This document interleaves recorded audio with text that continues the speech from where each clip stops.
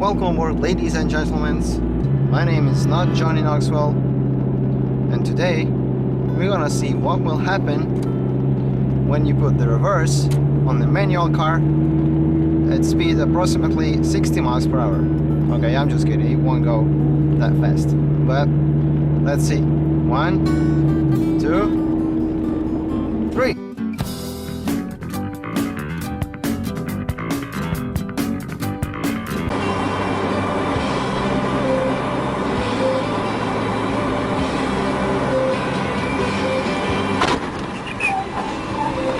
Alright, now serious. I've seen a lot of those videos when Johnny Knoxville cosplayers try to put their car in the reverse while driving it. But I couldn't find one with the actual explanation of what's really happening when you do that. So I figured out that I could make one. I'm pretty sure most of you are already familiar with the theory of operation of the manual gearbox, but just in case, here is a brief explanation. So, with engine rotation and engaged clutch, the input shaft transfers the motion through the counter shaft to rotate the gears on the main shaft. When you are in neutral, the engagement sleeves are stationary.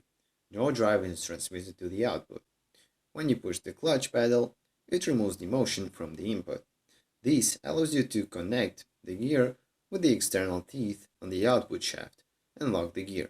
Profit, you are now in gear. Now, by releasing the clutch, the drive will be transmitted to the input gears along the counter shaft to the selected gear. Since this gear is now locked to the output shaft, the drive is transmitted to the wheels, and that's when your car starts moving. Now, in practice, during the locking action, the shaft and gear will be rotating at different speeds, and that's why you have synchronizer ring. It helps to match the speed of the gear with the speed of the shaft, so the gear change is smooth as, well, I don't know, insert something smooth here.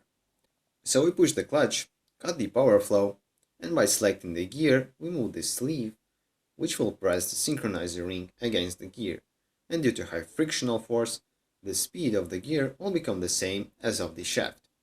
At this time, the sleeve can be slated further and lock with the gear. And with this said, we can proceed to the reason why in theory it's impossible to put the reverse in motion. Reverse gear simply doesn't have synchronizers. It uses 3-gear arrangement. Out of those, one is the idle gear. When the idle gear is connected to other two, the output shaft will turn into opposite direction. So try to imagine, when you will try to put your car into reverse while driving it, there will be nothing to help your gear synchronize with the speed of the shaft, which, keep in mind, spins in opposite direction quite fast. Plus, as you may have noticed, the reverse gear teeth are straight, unlike the other gears, which certainly doesn't make it easier. So, in theory, you can put your car into reverse only when the car or driving wheels are completely stuck. If you actually want to try it, you sick bastard! You will A. Grind the gear and probably damage it. B. Blow up your gearbox. C. Grind the gear and then blow up your gearbox. May this Y be with you on that. But Max, there is a video when some jackass in the old Ford Ranger actually does that. Well, best mind of the galaxy spent months analyzing that video, and here's what they came out with. It's clear that, at first seconds of the video, we can hear how the gears are grinding. Painful, I know. What happens next may be a compilation of several factors, such as bald tires, slippery surface, super strong driver, and probably some sort of magic in the differential, what allow it to somehow block the driving wheels while still moving. In few words, the only explanation is that at some point, wheels were just sliding, like when you brake on snow with no ABS. So the driver succeeded to lock the gear without blowing up the transmission. As simple as that. Mythbusters actually did something similar to this. They tried to stop the car with the reverse. And guess what? As expected, they couldn't even put the car in the gear. All they got was grinding. Okay, here we go. In 3, 2, 1, go! Start your engines. Once again, Tori's gunning for 50 miles per hour. And when he hits the stop line, he throws the manual into reverse. Unfortunately, it's not as easy as you might think.